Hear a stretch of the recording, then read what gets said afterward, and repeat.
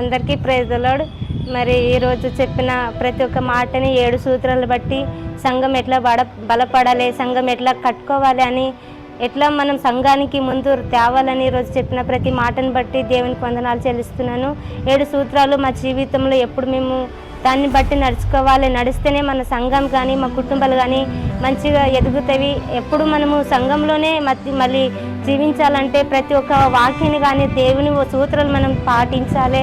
ఆ ప్రార్థన, శిక్షణ, మళ్ళీ సమర్పణ ఇవన్నీ మన జీవితంలో మేము కలిగి దాన్ని బట్టి ఉంటేనే మేము ఎప్పుడు దేవుళ్ళను కానీ మందిరంలో సంఘంలో కానీ మనం ఎల్లప్పుడూ కలిగి ఉంటాము. అప్పుడే మా సంఘాన్ని కూడా ఎదుగుతుంది, సంఘంలో ఉన్న విశ్వాసం కూడా బలపడుతుంది. ఈరోజు చెప్పిన వాక్యాన్ని మాకు అన్నిట్లో నుండి విశ్వాసంతోనూ నింపబడుతుంది.